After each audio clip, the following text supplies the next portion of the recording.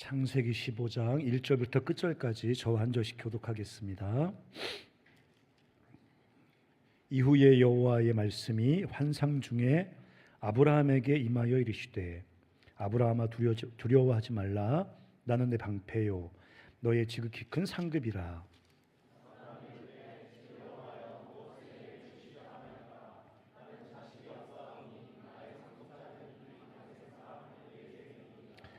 아브라함이 또 이르되 주께서 내게 씨를 주지 아니하셨으니 내 집에서 길린 자가 내 상속자가 될 것이니이다.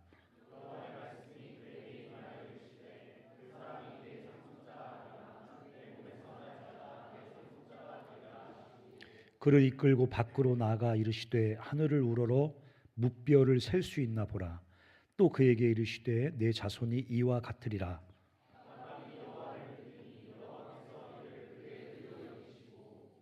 또 그에게 이르시되 나는 이 땅을 내게 주어 소유를 삼게 하려고 너를 갈대아인의 우르에서 이끌어낸 여호와니라.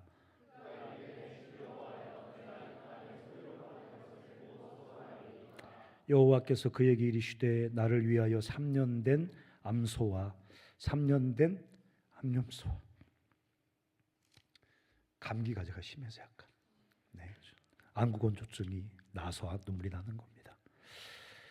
3년 된 암소 감격스럽죠, 그렇죠? 네, 어떻게 3년을 살았을까? 3년 된 암염소와 3년 된 수양과 산비둘기와 아우 슬프다 이게 집비둘기 새끼를 가져올지니라.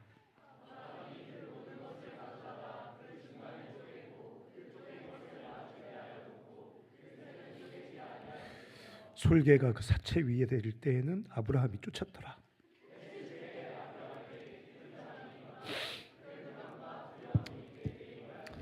거기까지만 읽겠습니다. 그냥. 이거는 뭐 다른 게 아니라 우리 그 규선이 삶에 하나님께서 행하신 일이 참 귀하다는 생각이. 주님께서 그 강을 가르고 막 그러지 않으셔도 기적은 21세기에도 우리 삶의 현장 속에 일어납니다. 우리 규선이가 그 주님이 광야를 지나게 하신다고 고백했으니까 우리도 그 주님 믿고 그 주님 증거하면서 이제 규선이처럼 종류는 다르지만 또 이렇게 삶의 또 지독한 어려움 속에 탄식하는 사람들에게 이 광야를 지날 수 있게 하시는 그 우리가 예수 그리스도를 증거하면서 살아야겠다는 생각을 하게 됩니다. 여러분도 각자 겪는 여러 가지 어려움이 있을 텐데 하나님께서 넉넉히 그 광야를 지나게 하실 거라는 걸 믿고 주님과 함께 광야에서만 쓸 수 있는 참 아름다운 이야기를 주님과 함께 경험하는 여러분들 되셨으면 좋겠습니다. 오늘 그 창세기 15장 1절을 어떻게 시작하냐면 여호와께서 말씀이 환상 중에 아브라함에게 임하여 이르시되 아브라함아 두려워하지 말라 이렇게 시작합니다. 왜 이렇게 시작하실까요? 아브라함이 지금 이 두려워한다는 말을 우리가 원어를 찾아보면 막 떨릴 정도로 막 흔들리고 있다 뭐 그런 의미가 있습니다. 그냥 단순히 조금 무서워한다 뭐 이런 게 아니라 삶이 막 진동할 정도로 무서워하고 있다는 뜻입니다. 하나님께서 이전까지는 아브라함에게 말씀하셨지 환상 중에 말씀하신 적이 없습니다. 아마 긴급하게 도와주셔야 될 때였기 때문에 그냥 말씀하지 않고 환상 중에 말씀하셨습니다. 뭐라고 말씀하시냐면 두려워하지 말라. 왜 그렇게 말씀하시는 걸까요? 아브라함이 지금 굉장히 두려워하고 있거든요. 왜냐하면 14장 우리가 다 읽지는 않겠지만 14장에 어떤 이야기가 나오냐면 엘람이라는 나라의 왕 그돌라오멜과 소돔이라는 나라의 왕 베라가 이 그돌라오멜은 네 나라를 연합해서 쳐들어왔고 소돔 왕 베라는 5왕을 연합해서 중동 전쟁이 일어난 겁니다. 지금 아브라함이 지금 거주하고 있는 그 땅에서 5개 부족과 5개 왕국과 4개 왕국의 이 충돌이 전쟁이 일어났습니다. 근데 소돔의 땅에 아브라함의 조카 롯이 살았거든요. 그러니까 아브라함이 집에서 길리운 자 300여 명을 데리고 그 국제 중동 전쟁에 뛰어듭니다. 물론 그 당시가 왕국 나라라는 게 우리나라 우리 요즘 시대처럼 뭐 수백만 명 이렇게 인구가 되지 않은 것은 명확합니다. 그래도 318명 데리고 이런 전쟁에 뛰어드는 거 예의가 아닙니다. 아브라함이 318명 데리고 쫓아올 때 그 9개국 그 왕들이 얼마나 자존심이 상했겠습니까? 우리를 얼마나 우습게 보면 집에서 길리운 자라 그러거든요. 전문 용병이 아닙니다.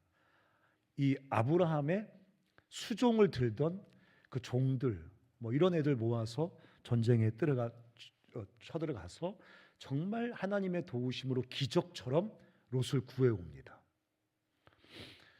그리고 이제 창세기 15장이 된 겁니다. 정신을 차린 겁니다. 자기가 지금 무슨 짓을 했는지가 정확히 깨달아지는 겁니다. 지금 그 당시에 지금도 그렇지만 고대 근동지방은 피에는 피, 눈에는 눈, 이에는 이입니다. 반드시 복수를 해야 됩니다. 그래야 명예를 유지할 수 있습니다. 그러니까 아브라함이 무슨 생각을 했겠습니까? 재수족해 기적처럼 승리를 했지만 밀려오는 강력한 두려움에 지금 함몰되어 있는 것입니다. 아브라함이 어떤 사람입니까? 12장 후반부에 보면 애굽 왕이 무서워서 자기 아내를 누이라고 거짓말했던 사람입니다. 그리고 가지나 조만한 부족의 부족장인데 어제 롯의 그 일행이 떠났거든요. 롯의 일행과 아브라함의 일행이 헤어졌지 않습니까? 병력도 그나마 별 볼 일 없는 병력인데 그나마 남은 병력도 반쪽이 돼버렸습니다. 낯선 땅에서 작은 부족의 가장으로서 언제 보복의 칼날이 닥쳐올지 모르는 숨막히는 위험 속에 있는 것입니다. 더 한심스러운 건 뭐냐면 이런 위험을 감수하면서도 그 갈대아 우르라는 그 대도시 안전한 고향 땅에서 2천 몇백 킬로를 걸어서 이 낯선 땅에 왔는데 그 여호와라는 잘은 모르겠지만 그 여호와란 분을 신뢰하고 여기까지 왔는데 그분이 약속하셨던 자녀는 아직도 깜깜무소식입니다. 아브라함으로 하여금 그렇게 위험한 모험을 시작하게 만들었던 그 치명적인 결핍, 두렵고 떨리지만 아들만 주신다면, 내가 자손을 통해 계속 내 존재를 이어갈 수만 있게 해준다면 내가 이 위험한 믿음의 모험을 시작하겠다고 출발했지만 나이는 점점 먹어가는데 여전히 그 고통스러운 치명적 결핍은 변함이 없습니다. 마치 아브라함의 삶이 칠흑 같은 밤, 다크 스카이 같습니다. 여러분은 이렇게 아브라함처럼 삶이 답답하고 캄캄한 밤인 것처럼, 어둠이 엄습한 것처럼 삶이 절망적일 때가 있었습니까? 저는 이렇게 이 말씀을 묵상하면서 돌이켜봤습니다. 몇 번 있었던 것 같습니다. 제 딸이 우울증이 아주 중증으로 막 걸려가지고 있을 때 그거 진짜 감당하기도 어렵더라고요. 제가 좀 힘들고 이런 거는 뭐냐, 살면 되는데 이 딸내미가 너무 지독한 우울증에 걸려가지고 월요일 날 아침에 소파에 누워있는 걸 보고 출근하면 일주일 내내 누워있다가 토요일 날도 와보면 계속 누워있습니다. 시체랑 크게 다르지 않습니다. 그냥 숨 쉬는 거 빼놓고는 시체와 똑같을 만큼 그렇게 우울에 짓눌려서 삶의 모든 의욕과 한 올의 그 에너지마다 상실해버리고 그냥 무기력하게 누워있는 애를 이렇게 볼 때 정말 미치고 팔짝 뛰겠더라고요. 그러니까 제가 얘기했잖아요. 딸내미가 이제 약을 주러 가면 약을 줘 갖고 와서 그 병원 앞에 다 털어놓으니까 제가 약을 주러 갔다가 의사 선생님이 당신도 우울증이니까 같이 약 먹으라고 저도 그때 진단받았거든요. 그때 참 삶이 이렇게 캄캄한 어둠 속에 갇힌 느낌이 들었습니다. 전 늘 이제 그런 고통을 자식 새끼들 때문에 경험하는데 둘째도 예외 없이 이제 대학을 졸업하고 취업을 하다가 그 취업이 자기 마음대로 되지 않으면서 자기가 얼마나 세상 속에서 그 초라하고 자기 생각과 다르게 이렇게 연약하고 볼품없는 존재인지를 이렇게 어떻게 확 깨닫는 순간이 있었나 봐요. 그러면서 얘가 너무너무 불안해하고 좌절하고 막 삶이 뿌리째 흔들리는 거예요. 그동안 성실하게 잘 살아봤는데 그 모습을 이렇게 제가 이제 집에서 막 착하니까 아빠한테 뭐라고 안 그러지만 혼자 막 어쩔 줄 모르고 막 불안해하는 걸 제가 뒤에서 이렇게 뭐라고 말도 못하고 이렇게 쳐다보고 있을 때 그때도 정말 삶이 캄캄했습니다. 제가 그리고 젊을 때 사역자로 살아가다가 깊은 영적인 침체와 실패를 경험하고 2년 동안 마치 하나님이 없는 것처럼 방황하고 막 좌절하고 낙심해서 막 그 절망에 빠져 있을 때 그때도 생각해 보면 삶이 캄캄했던 것 같습니다. 제가 늘 염두에 두고 살아가는 영어 문장이 있습니다. Life is black. 삶은 블랙입니다. 네. 저만 그렇게 생각하는 게 아니라 쇼펜하우어라는 아주 물론 무신론자지만 유명한 철학자도 산다는 것은 괴로운 것이다 이렇게 써놨습니다. 산다는 것은 괴로운 것이다. 여러분만 그런 거 아닙니다. 나만 지질이 궁상이라 삶이 괴로운 거 아닙니다.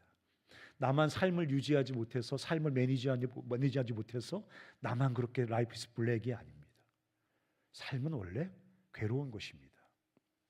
제가 참 존경하는 고타마 시타르타 부처님도 인생은 고해다 그랬습니다. 고해, 고통의 바다를 헤엄치는 거다.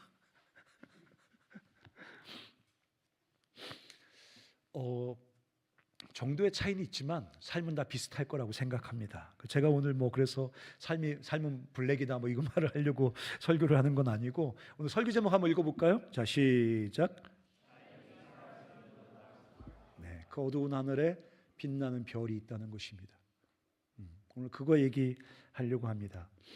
칠흑 같은 어둠 속에서 우리 삶이 왜 아름답고 풍성할 수 있을까? 어떻게 그 칠흑 같은 어둠인데 삶이 참 고통스러운데 삶이 참 내 마음대로 풀리지 않는데 왜 그런 이 다크 스카이 같은 삶 속에서 어떻게 우리 삶은 찬란하고 아름답고 풍성할 수 있는 것인가? 그것은 밤하늘의 별처럼 빛나는 하나님의 약속 때문입니다. 오늘 아브라함이 그런 지독한 위기와 결핍 속에서 탄식하고 있을 때, 두려워서 벌벌 떨면서 절망하고 있을 때 하나님께서 아브라함을 데리고 나가서 하늘을 바라거든요. 저 캄캄한 밤에 저 아름답게 빛나는 별을 좀 봐라 하면서 그 별을 통해서 아브라함을 향한 하나님의 놀라운 약속을 주십니다. 어떻게 우리가 마음대로 되지 않는 삶, 앞으로는 탄탄대로 광명한 길이 열릴까요? 그런 등신 같은 착각을 하고 살아가면 삶은 더 고통스럽습니다. 그렇지 않을 겁니다. 낮이 있으면 밤이 있을 겁니다. 그러다 낮이 오면 또 밤이 올 것입니다. 맑은 날도 있지만 비 오는 날도 있을 겁니다. 소풍 가고 싶을 만큼 화창한 날도 있지만 천둥번개가 치는 그런 날도 있을 겁니다. 여러분 삶에 예외 없이 감당할 수 없는 여러 가지 어려움과 상처와 아픔과 실패도 있을 겁니다. 성공이 있듯이. 근데 그런 밤하늘 같은 삶을 살아가는데 어떻게 우리 삶이 찬란하고 풍성할 수 있습니까? 그 밤하늘에 떠서 반짝이는 하나님의 약속이 있거든요. 여러분 별을 보면 왜 아름답습니까? 그 별의 배경이 다크 스카이거든요. 환한 대낮에도 별은 있는 겁니다. 근데 보이지 않는 거죠. 우리가 왜 밤에 그 별을 보고 우리가 그 감탄을 합니까? 그 배경이, 그 다크 스카이 그 배경이 그 별을 더 아름답게 우리에게 보이게 하거든요. 아브라함을 데리고 나가서 아브라함이 하나님께 말하는 거예요. 내 삶은 다크 스카이예요. 캄캄해요. 언제 이 내가 침략했던, 내가 전쟁했던 왕들이 쳐들어와서 이 연약한 부족, 우리 부족을 짓밟을지 몰라요. 당신이 약속하신 그 후손은 도대체 언제 나오는 거예요? 이렇게 그 캄캄한 어둠 속에 탄식하고 있을 때 주님이 Look to the sky, 하늘을 보라, 저 별을 보라, 저 별처럼 하면서 하나님께서 약속을 주십니다. 무슨 약속을 주십니까? 무자식 유랑자 아브라함에게 주어진 약속은 뭐냐면 내 몸에서 날짜, 너는 아이를 낳게 될 거야. 그리고 그 아이를 통해서 이 땅에 하나님을 신뢰하는, 하나님을 경외하고 따르는 거룩한 민족이 세워지게 될 거야. 그리고 이 땅, 아무것 없이 유랑하는 그런 너라고 절망하지만 이 땅을 너에게 줄 거야. 지금 아브라함은요, 하나님께서 하시는 말씀이 뭔지 다 모릅니다. 그냥 아들 정도 이해했을 겁니다. 아들을 주신다고요. 하나만 주시는 게 아니라 그 아들을 통해서 많은 부족이 생긴다고요. 내가 안심하고 거주할 수 있는 땅을 주신다고요. 그 정도 이해했을 겁니다. 하지만 하나님께서 아브라함에게 하늘을 올려다봐라, 하늘에 저 별을 보라고 말씀하시면서 지금 하신 이야기들은 아브라함을 복 주셔서 좀 꽤 산다 너 그런 인생 만들어 주겠다는 얘기가 아니라, 바벨탑 지으면서 하나님께 저항하고 하나님께 반항하면서 하나님을 버리고 떠나버린 온 인류를 구원하기 위한 하나님의 나라에 대한 이야기를 지금 하고 있는 것입니다. 아브라함아, 너를 통해서 내가 바벨 공동체가 아니라 이 땅에 하나님을 경외하며 땅끝까지 하나님의 복음을 증거할 하나님의 축복의 통로된 제사장 민족을 너를 통해 세울 거야. 그 너를 통해 세워진 그 민족을 통해서 온 세계 열방에 복음을 전할 거야. 바벨탑을 짓다 망하고 깨지고 터져버린 민족을 다시 너를 통해 세워진 하나님 나라 공동체를 통해서 다시 모으고 구원할 거야 라는 엄청난 이야기를, 엄청난 약속을, 아브라함 미처 다 이해할 수도 없는 놀랍고 찬란한 하나님의 약속을 하고 계신 거예요. 아브라함아, 너의 인생은 그냥 어둠 속에 허무하게 소멸되지 않을 거야. 안 웃기지? 난 너무 웃겨. 지금 아브라함은 그 캄캄한 밤중 같은 위기 속에 떨면서 내 인생은 아들 하나 없이 여기서 그냥 이 팔레스타인 이 낯선 땅의 한 구석에서 그냥 깨져버리고 사그러져 버릴 거겠구나. 그게 너무 당연하고 논리적인 귀결이잖아요. 근데 하나님께서 뭐라고 말씀하시는 거예요? 놀라운 약속을 주시는 거예요. 너의 인생은 어둠 속에 허무하게 소멸되지 않을 거야. 하나님의 복을 받고 온 세상을 살리는 찬란한 하나님의 이야기가 네 인생을 통해 쓰여질 거야. 제가 이 설교 왜 하는지 알아요?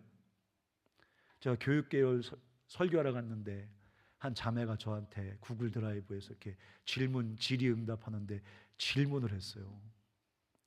간사님은 어떻게 삶이 찬란하다고 말할 수 있어요? 저는 삶이 늘 죄책감, 실패 이런 것 때문에 늘 자기 혐오도 있고 막 그런데 어떻게 간사님은 그렇게 자기 인생이 찬란하다고 말할 수 있어요? 하늘의 별처럼 빛나는 내 인생을 향한 하나님의 약속 때문에 그렇습니다. 아브라함 그리고 우리의 그 어두운 삶을 배경으로 찬란한 하나님의 구원의 이야기가 우리 인생 속에 쓰여진다 이거예요. 이게 기독교요. 그건 아브라함 이야기 아닙니까? 아니에요.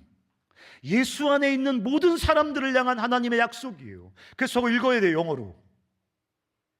설교 제목 한번 읽어볼까요? 시작. 뭘 이렇게 쫄아서 쪼만하게 읽어. 저것도 영어라고 뭘 저거 무슨 저걸 못 읽을 게 뭐가 있어. 다시 한번 크게 읽어보세요. 시작. 네, 다크 스카이 같은 우리의 삶을 배경으로 하나님의 샤이닝 스타즈, 샤이닝 스토리, 하나님의 거룩하고 찬란하고 아름다운 이야기가 쓰여진다고. 이걸 믿는 게 기독교인의 믿음이야. 나는 예수 믿고 천국 갑니다. 그걸 믿는 게 기독교가 아니라고. 나 예수 믿고 죄 사함 받았습니다. 아멘, 나도 믿습니다. 하지만 그게 이야기 전부가 아니라고. 예수 믿고 하나님 나와 함께 하십니다. 그래서 뭐? 왜 함께 하시는데? 그분 뭐 무주택자야? 내 마음에 분양받으셨나? 왜 내 삶에 거하시는데? 내 삶을 배경으로, 이 다크 스카이 같은 내 삶을 배경으로 샤이닝 스토리를 쓰시려고 내 삶에 있는 거야. 그분은 왜 능력이 있으셔야 되는데? 나 같은 삶을 배경으로 샤이닝 스토리를 쓰려니까 능력이 필요한 거야. 그게 기독교야. 그게 아브라함의 특별한 이야기가 아니라 아브라함의 믿음의 후손이 우리 모두에게 주님이 주시는 약속, 기독교의 보편적 약속입니다. 우리가 항상 그렇게 대답하잖아요. 우리 달크라이프, 우리 삶의 그런 찬란한 이야기가 가능이나 한 겁니까? 그건 아브라함의 이야기 아닙니까? 내 삶에 그런 게 정말 가능합니까? 나는 너무너무 초라하고 부족하고 상황도 너무 고통스럽고 너무 연약하고 더러운 죄의 습관에 짓눌려 살아가고 성격도 지랄 같고 뭐 제대로 된 게 아무것도 없는데 나 같은 삶에 그런 샤이닝 스토리가 가능합니까? 주님이 1절에 뭐라 그럽니까? 나는 너의 방패다. 주님은 별명도 엄청 많아. 난 너의 방패, 나는 너의 목자, 나는 너의 신랑. 별명 부자가, 나는 박명수가 별명 부자인 줄 알았더니 절대 부자는 하나님께서. 그래서 나중에 이름이 뭔지 헷갈려. 별명이 하도 많아가지고 별명이 이름인지 이름이 별명인지 헷갈리는데, 주님 뭐라고 말씀하십니까? 아브라함에게, 주님 난 지금 죽겠어요. 너무 두려워요. 손이 막 떨려요. 가만히 있을 수가 없어요. 막 삶이 무너지는 것 같아요. 어떻게 살아야 됩니까? 라고 말할 때, 나는요 너의 방패, I'm your shield. 나는 너의 방패야. 방패는 어디에 필요한 겁니까, 여러분? 여러분 걔 누구죠? 걔 파란 애? 녹색? 헐크가 방패 쓰는 거 봤어요? 걔는 그냥 몸이 방패인데, 몸이. 방패는 누가 필요한 겁니까? 약한 사람이 필요한 겁니다. 방패는 어디에 필요한 겁니까? 연약함에 필요한 겁니다. 나는 너의 방패라고 말씀하실 때 우리 연약한 곳에 하나님 방패로 임재해 계신다는 얘기예요. 주님, 나는 이 연약함 때문에 안 돼요. 그런 샤이닝 스토리가 이 연약함 때문에 안 돼요. 저 연약함 때문에 안 돼요. 아니요, 그렇지 않다는 거예요. 나는 너의 방패라는 거예요. 연약함을 가리는 방패인 거예요. 나의 연약함은 하나님의 방패 되심에 가려져 있습니다. 그래서 연약함을 핑계댈 수가 없는 거예요. 내 연약함은 하나님의 방패에 숨겨져 있거든요. 하나님의 방패에 감추어져 있거든요. 연약함은 절대로 핑계가 될 수가 없는 거예요. 제가 성경 뒤져보다가 우리가 몸에 덜 귀히 여기는 그것들을 더욱 귀한 것들로 입혀준대. 이게 주님의 방법인 거예요. 이게 주님의 일하시는 방법인 거예요. 덜 귀히 여기는 그것들을 더욱 귀한 것들로 입혀준대. 더 연약한 것을 더 귀한 것으로 입혀주신다는 거예요. 그래서 우리 연약함은 하나님의 귀하신 방패로 가리워져 있습니다. 싸매어져 있습니다. 숨겨져 있습니다. 그러므로 우리 연약함은 우리 인생에 쓰시는 하나님의 샤이닝 스토리를 방해할 수 없습니다. 또 뭐라 그랬습니까? 나는 너의 방패요, 너의 지극히 큰 상급이다 그럽니다. 1절 한번 띄워줘 보실래요? 안 믿는 것 같아요, 애들이. 자, 한번 읽어보겠습니다. 시작.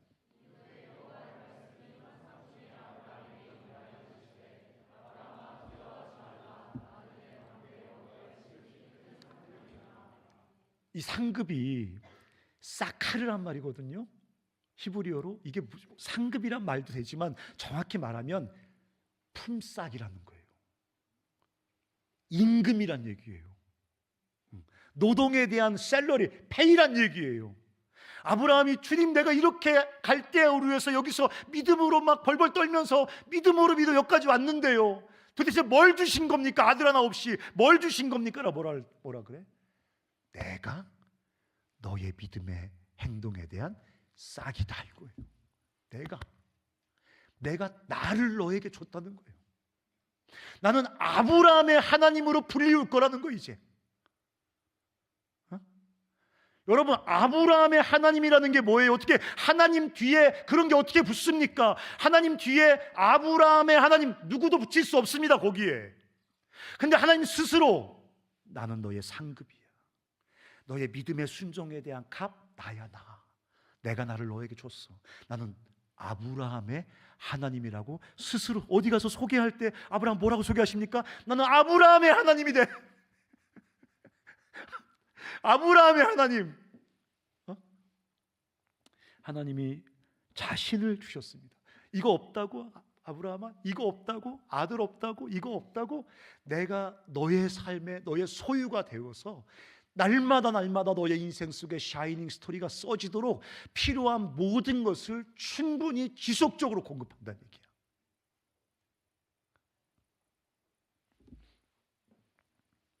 그러면서 그래서 하나님께서 아브라함의 삶에 임재하셔서 그 필요를 공급하시면서 그 인생 속에 샤이닝 스토리를 써가는데 어디까지 써가십니까? 로마 신약 성경에 보면 아브라함은 지금 아들 하나 받고 우리 부족 안전하게 커지고 땅 받고 요까지가 아브라함이 볼 수 있는 시선의 끝이잖아요. 근데 하나님은 신약 성경 로마서 같은 데 보면 뭐라고 말씀하십니까? 아들의 형상에까지. 우리 인생에 주님이 쓰시고 싶은 샤이닝 스토리는 그래 너 애 낳아, 너 부족 키워줄게, 팔레스타인 땅 너 가져, 뭐 이게 아닌 거예요. 아들의 형상에까지, 예수 그리스도의 그 거룩함과 풍성함에까지. 제가 오늘 오전에 여기 계신 어떤 간사님과 함께 미팅을 좀 한번 했거든요.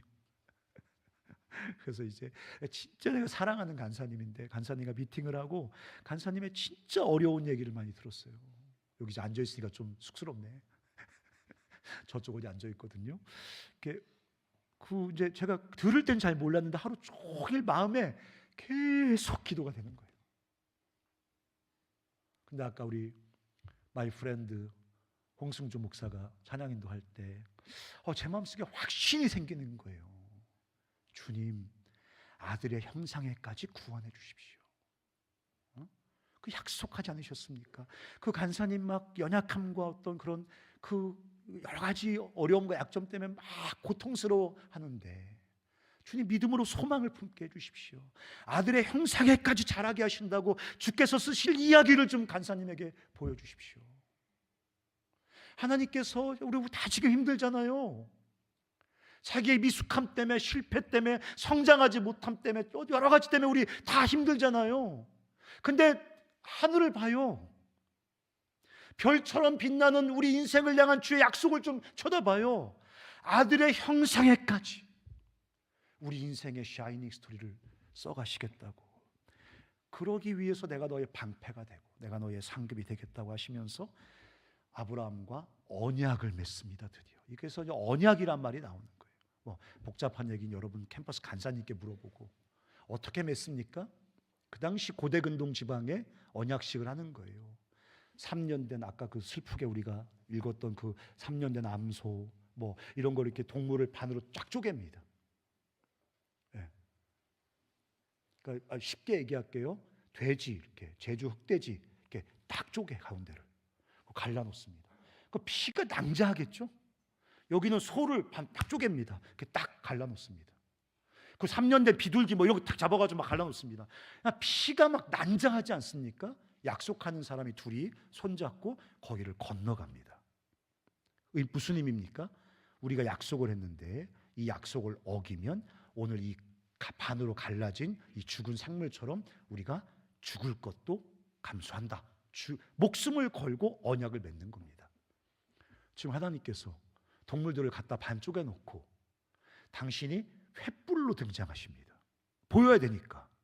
근데 원래 언약은 둘이 손잡고 건너가는 거거든요. 언약 어기면 너 뒤진다. 또 이 사람도 언약 어기면 너 뒤진다. 이게 서로 이제 연약식이거든요.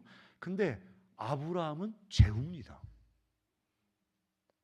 그리고 아브라함은 건너지 않습니다. 그리고 하나님만 건넙니다. 뭘 말하는 겁니까? 아브라함은 이 언약을 신실하게 지킬 능력이 없습니다. 아브라함은 실수할 겁니다. 넘어질 겁니다. 흔들릴 겁니다. 그럼에도 불구하고 하나님께서 그 신실하신 사랑과 능력으로 아브라함 너를 향한 나의 약속을 성취하겠다는 하나님의 선언입니다. 혼자 건너갑니다. 그래서 예수님께서 신약 성경에 뭐라 그럽니까? 내가 흘리는 피는 많은 사람들의 죄를 위해 흘리는 언약의 피라고 하셨습니다. 이 창세기 12장의 이 피 언약은 신약 성경의 예수 그리스도의 피로 하나님께서 모든 인간들을 축복하신 그 언약의 상징인 거죠. 하나님이 그 자기 생명을 걸고 아브라함에게 내가 너에게 한 이 약속을 반드시 지키실 거라고 언약을 맺으십니다.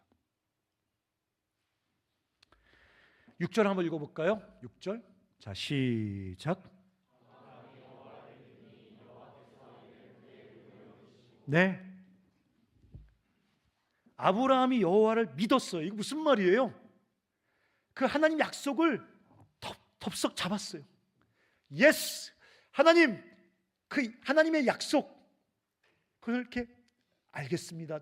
나를 향한 하나님의 약속을 믿습니다 하고 붙잡았습니다. 그 약속을 자신의 삶으로 붙잡았습니다. 그게 믿음이에요. 네, 알겠습니다. 하나님 약속을 내 삶 가운데 이루실 걸 제가 믿겠습니다라고 하나님의 약속을 자신의 삶으로 붙잡았습니다. 이제 밤하늘이 아니라 아브라함의 삶 속에 별이 된 겁니다. 하나님의 약속이.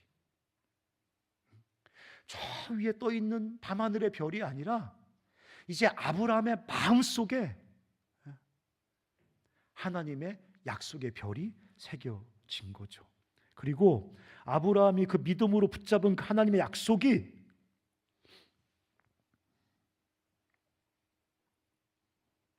문장을 잘못 써놨네. 설교 문장을.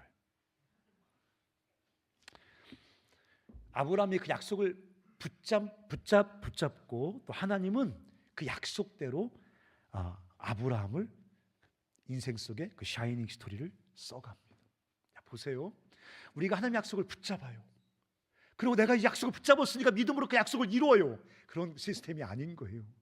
우리 약속을 붙잡아요. 그러면 하나님께 붙잡혀서 하나님이 우리 인생 속에 샤이닝 스토리를 써가는 거예요. 네. 우리가 약속하셨어요? 알았어요. 제가 최선을 다해서 한번 이뤄가 볼게요. 그게 약속이 아니에요. 그게 언약이 아니에요. 우리가 약속을 붙잡는다는 것은 우리 인생 속에 샤이닝 스토리를 써가는 주님께 매달리는 거예요. 그게 믿는 거예요. 제가 요즘 하고 있는 운동이 있어요. 매달리기. 우리 집에 이거 해놓고 이거 제가 한 번도 못 올라가거든요. 뛰어도 못 올라가요. 뛰어도. 그래서 매달리기 하거든요. 요즘 이제 한 17도까지 올라가. 17도까지 매달리기 운동하거든요. 똑같은 거예요. 하나님이 우리 인생 속에 샤이닝 스토리 써가십니다. 믿습니다는 뭡니까? 그 하나님의 일하심에 매달리는 겁니다. 거기에 아까 찬양 불렀잖아요. 거기 엮이는 겁니다.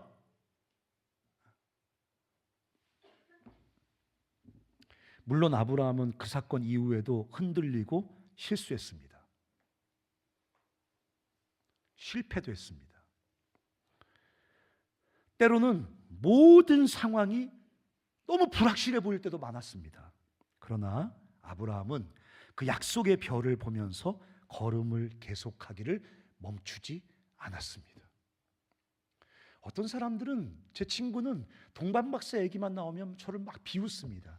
야, 기독교 너무 유치하지 않냐?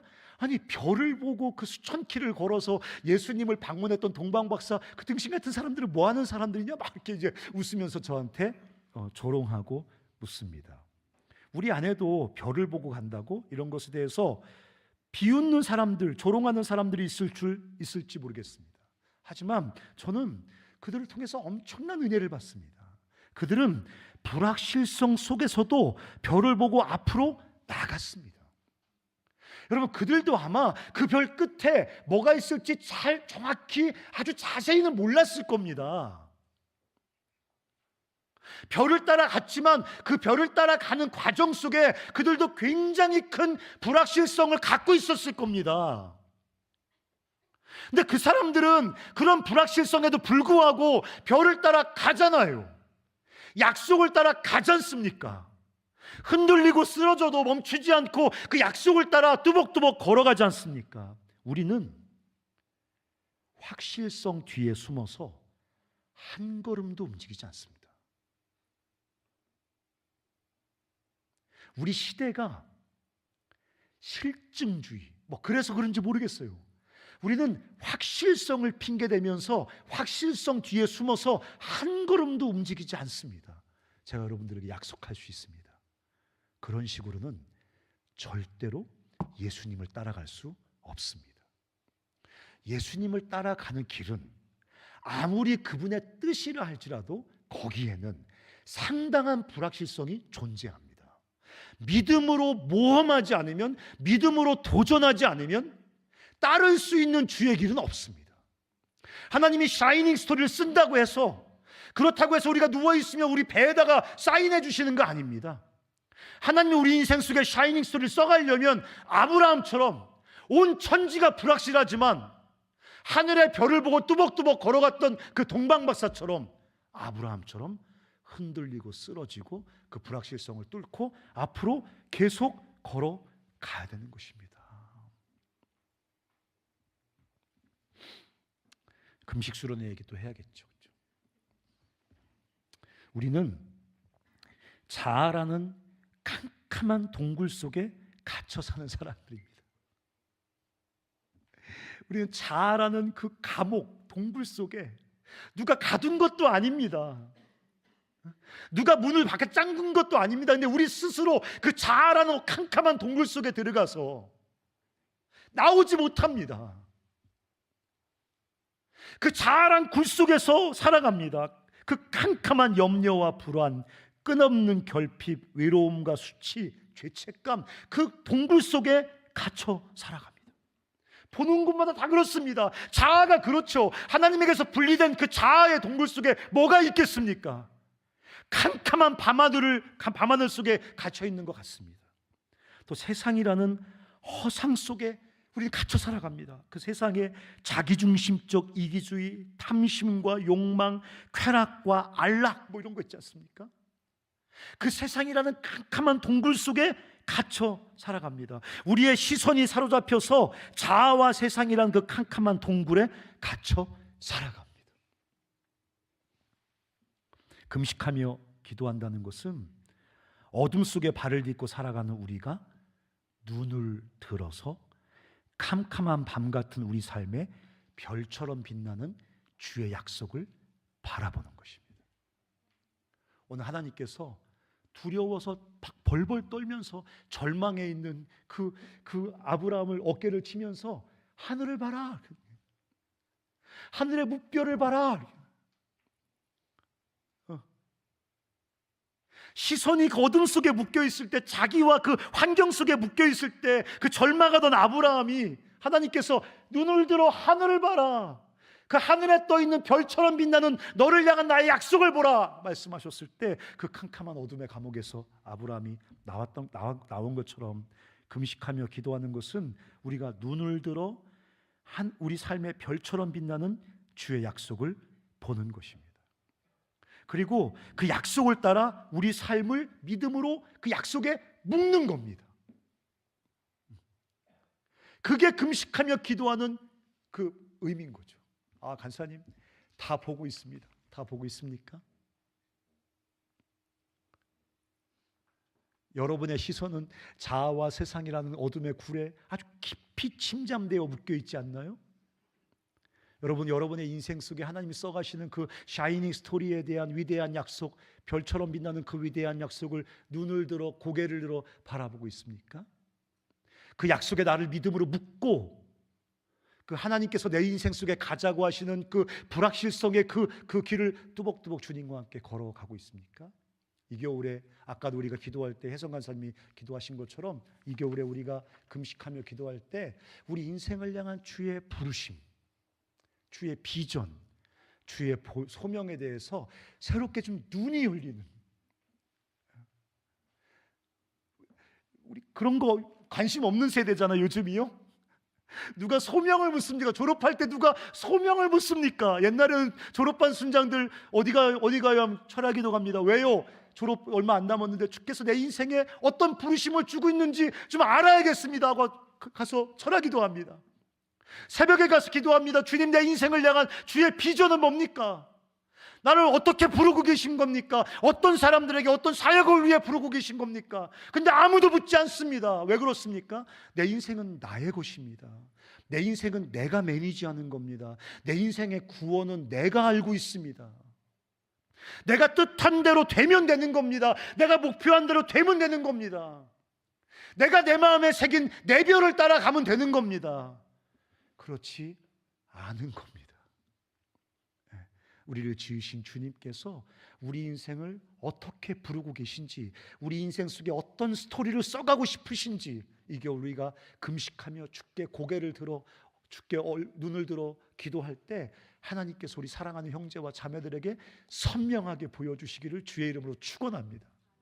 난 간호사 할 건데요, 간호사 하는 것과 주께서 부르셔서 간호사를 하는 것과는 전혀 다른 삶을 살게 돼 있습니다. 나는 고등학교 때 진로를 결정했습니다. 난 교사입니다. 내 교사를 하는 것과 하나님의 부르심을 따라 교사를 하는 것과는 전혀 다른 수준의 삶을 살게 되어 있는 것입니다. 그래서 이 겨울에 그렇게 하나님의 약속과 부르심을 새롭게 경험하는 기도의 축제가 되기를 바랍니다.